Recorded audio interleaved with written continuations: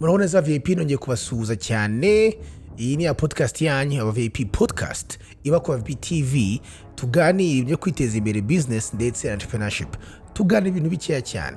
Nuvuga ngo niba uri urubyiruko mushaka kwiteza imbere, tuganira ukuntu wakorera amafaranga, wabika amafaranga, ukuntu wakuba amafaranga ahantu hose waburi, niba uri umukozi uri mu ishuri cyangwa se niba uri rwiyemezamirimo. Tukaba rero dushiraho ibiganiro bibiri buri cyumweru kuri YouTube channel yitwa Abavip TV, ariko mwanankurikira kuri Instagram yanjye Coach Gael, kuri Twitter Coach Gael, no kuri TikTok. God bless. Gaye wiriwe neza. Mwiriwe neza namwe muraho. Muri kuvugana Joseph. Yes Joseph. Mbere ko mbaza question yihuse, nk'amasogo na 30 nkashima. Ntacyo bitwaye rwose. Mbere na mbere ndagushimira kuko section nk'izi abenshi bagakwiye kuba baziriho, ariko kuva waradutekerejeho ukavuga ati n'abantu bafite ubushobozi bukeya cyangwa se badashoboye kwaccessinga uburyo bwo kwishyura, reka mbahe umwanya nk'uyu. Turabigushimira ubwo iyo tugeze muri ya gahunda ya Kenny warayizi na Bruce, ubu usanga baba bavuga ibindi bihabanye, ariko iyo twumvishe biriya tugahura n'ibi tuvuga ati musaza wacu Joseph aba yakurikiye. Joseph ntibikabahungabanye. Buriya iriya gahunda yabo ni kuriya business yayikorwa nayo, buriya ni kuriya ku isi yose. Ku isi yose ni kwikorwa. Wenda hari nk'abantu, buri muntu wese agira abantu n'abantu bazi byose, bo barabyumva, bo bari mu cyumba bagaseka cyangwa muri salo cyane. N'aba VIP benshi baraseka. Ushobora kuvuga ati musaza wacu bimeze bute kweri? Ahubwo Joseph abantu koko bajya humura Joseph, urumva n'abatakuzi ibintu bivugwa rimwe kabiri gatatu kane, ariko ntabwo abantu bazi ubwenge. Iyo bavuze ibintu gatatu gatanu inshuro 10 bakabona ibintu bavuga ntacyo bihindura, ukomereje inzira yawe. N'abantu babwirwa baravuga ati nyamara bino bintu ntabwo ari byo. Ariko nuko buriya abantu batamenyereye ziriya business za biriya bintu by'imiziki, niko bigenda buriya mu bihugu byose, niko bigenda pe. Ibi byo reka tubivoreka tujye ku bindi byubaka. Quick question noneho. Last section mwatwerekaga imishinga iri hagati y'ibihumbi 500 na miliyoni. Ndetse mugenda mutugira n'inama.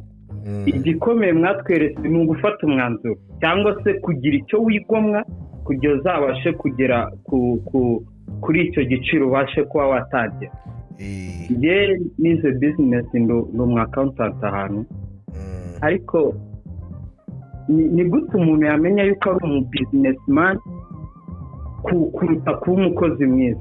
Ese ushobora kuba uri umukozi mwiza ukazamenya yuko ufite impano yo kuba umu businessman? Ni icyo wakora kugira icyo kintu kimenye, wenda umuntu adatinda kuba umukozi mwiza kandi yari kuba nawe uyu munsi wanubona ari gutanga akazi. Umva nawe mbwire Joseph, icubajije ikibazo cyiza, numva cyiza cyane. Reka tucyandike ngenza gikora ikiganiro neza, ahubwo cyaba ikiganiro cyaba ikiganiro neza, uko tuzaza ikiganiro neza, ariko reka mbe gusubisha mu bikeyi. Hari buriya ibyo ikibazo vubashe ni cyiza pe. Ntago abantu bose bagomba kuba aba entrepreneur. Hari ijambo entrepreneur, hakaba n'ijambo ryitwa intrapreneur. Donc ni amagambo abiri, rimwe ni intra indani, irindi ni intra out.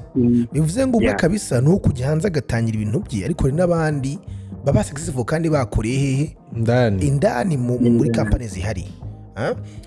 Nk'abantu bakomeye, Steve Ballmer ni umumiliyarderi ukomeye, owner wa Clippers, ni umuntu wabaye number 2 number 3 mu igihe cyose kuri Bill Gates. bariya ba CEO ba Demon, bariya ba Jamie Demon n'aba milliardaire, hari aba big businessman right now babakozi rwose. na Tim Cook CEO wa Apple, CEO wa Apple yakoreraga abantu. So ntago bivuze kuba kugomba gutangira ibyawe uri number 1 kugira ngo ugere kuri ujya pe. Hari umuntu uba ugomba gukora neza ari number 2 number 3, ahubwo cyangwa se n'umutekinisien wa company runaka, ahubwo iyo company igakora kubera we. ahubwo aho ngaho niho umuntu ahita avuga ati se noneho niba uri uwo muntu ni gute nawe wazamura agaciro uko uzamura agaciro ka kampani n'agaciro kawe kakazamuka. Yego. Icyo niyo mpamvu ibyo bintu bikeneye ikiganiro ubwabyo. Ariko giye inama nyangira abantu Joseph navuga nti ntiwihutire kujya gutangira ibyawe. Korera abandi uzamure bariya kampani urimo nawe usevinge, ariko bitakubuza niba hari ikintu wiyumvamo wakora kuba wagikora ku ruhande, cyangwa se niba ubona kampani ukorera itabona agaciro kawe, nacyo ni ikibazo. Icyo gihe nawe ushobora kuba ufite ikibazo mu gihe ubona utakaza imbaraga ku giti cyawe, ubona kampani izamuka ariko wowe utazamuka. Ndakekana noneho ntabwo twareba kuri kampani cyane, ahubwo nakwirebaho ese sinta imbaraga nyinshi nkora, ariko mu gufata neza ibyo ninjije akaba ari ikibazo. Ahubwo nkahora mvuga ati kampani irinjiza kandi ngewe byompa nshobora kuba mbifata nabi. Ahubwo akantu uzongeramo gatoya gato numvishe utari ukakozeho neza ko wenda ngewe amarangamutima yanjye abyifuza.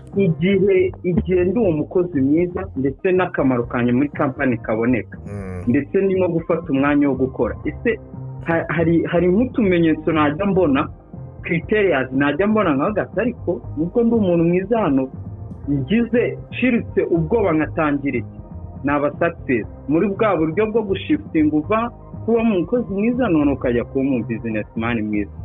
Uzagakoreho neza nayo numvishe kataje neza kandi nzaba mpaye.